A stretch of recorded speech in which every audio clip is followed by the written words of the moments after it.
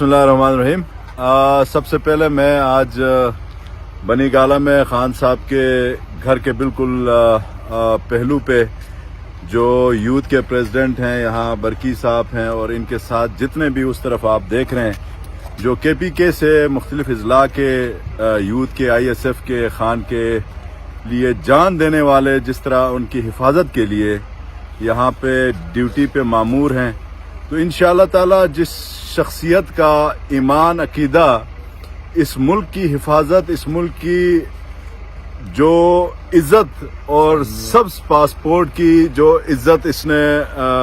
برقرار رکھی ہے گزشتہ 3.5 سالوں میں، اور ملک کی سالمیت کی خاطر جس طرح سے اپنی جان کو جوکھوں میں ڈال کے اپنی جان کا نذرانہ پیش کرنے کے لیے اس ملک کی فوج ہو، اس ملک کے تمام ادارے ہوں، ان کی مطلب آزادی کے لیے، ان کی بہتری کے لیے جو قربانی دی ہے، میں سمجھتا ہوں انشاءاللہ تعالی وہ دن دور نہیں،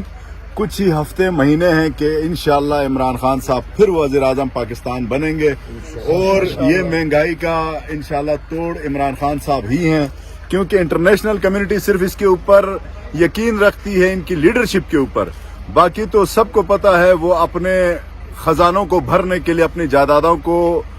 کے اضافے کے لیے ملک میں آتے ہیں، کرپشن کرتے ہیں۔ عمران تیرا جانی سے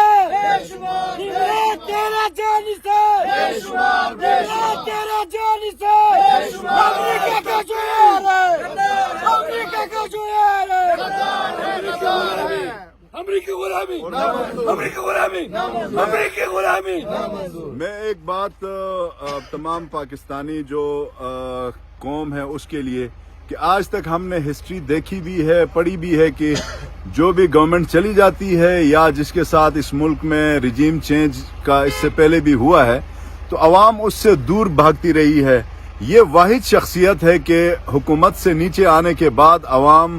جس طرح جوک در جوک ان کے ساتھ شامل ہو رہی ہے، اور اسی کا نام کیریکٹر ہے جو عوام کو انہوں نے ڈیلیور کیا ہے،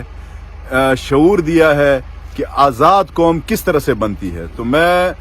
اپنی طرف سے گلگت بلتستان کی عوام کی طرف سے اور بالخصوص خیبر پختونخوا کی جو یہاں پہ فورس ہے خان صاحب کی حفاظت کے لیے، اللہ حفاظت کرے گا، اور یہ تو جانثار ہیں، یہ وہ لوگ ہیں جو ایک برانڈ بن گیا ہے خان صاحب کے لیے، جو آگے بھی ہیں، پیچھے بھی ہیں، دائیں بھی ہیں، بائیں بھی ہیں، اور انشاءاللہ یہ بغیر تنخواہ کی جو فورس ہے یہ بہت ہے خان صاحب کے لیے۔ بسم اللہ الرحمن الرحیم۔ انصاف یوتھ ونگ کے اندر ہم نے یہ جانثار عمران خان کی ایک فورس بنائی ہے۔ انصاف یوتھ ونگ نوجوانوں کے اوپر مشتمل ہے۔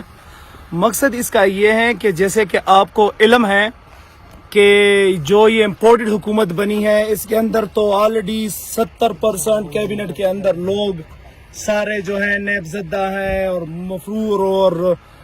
مجرم لوگ ہیں۔ پھر ان کا جو وزیر داخلہ ہے رانا ثناء اللہ جو کہ قاتل ہے ماڈل ٹاؤن کا، تو ان کے اوپر ہم کوئی اعتبار نہیں کر سکتے، یہ کوئی بھی قدم اٹھا سکتے ہیں۔ لہٰذا ہماری جو نوجوانان ہیں یہ اپنے طور پہ یہاں پہ آئے ہیں اپنے چیئرمین، اپنے لیڈر کے سیکیورٹی کے لیے۔ 13 دن پہلے بھی یہاں پہ رہے اور اب بھی انشاءاللہ تعالی جب تک کہ لیڈرشپ کی طرف سے کال نہیں دی جاتی تو ہم یہاں پہ ہوں گے۔ اور میں یہ بتاتا چلوں، جذبے ہمارے ایک دن سے اگلے دن اس سے زیادہ ہوتے ہیں اور اس سے اگلے دن اس سے زیادہ ہوتے ہیں، اور انشاءاللہ تعالی جب قوم کا نوجوان اپنے لیڈر کے ساتھ کھڑا ہوتا ہے تو پھر آپ کو پتہ لگ جانا چاہیے کہ انشاءاللہ تعالی ذلت آپ کا مقدر ہے رانا ثناء اللہ۔ انشاءاللہ تعالی یہ پاکستان آپ کے لیے آزاد ہوگا انشاءاللہ تعالی۔ کون بچائے گا پاکستان؟ تو میں یہ کہتا ہوں قوم اپنے لیڈر کے ساتھ کھڑی ہے،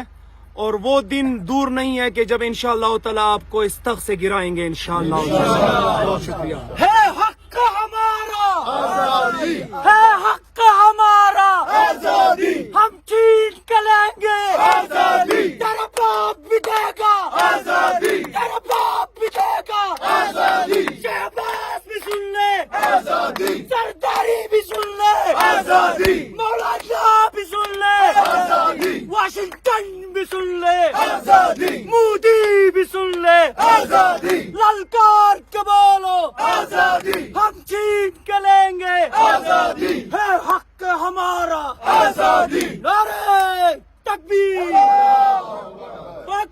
जिंदाबाद जिंदाबाद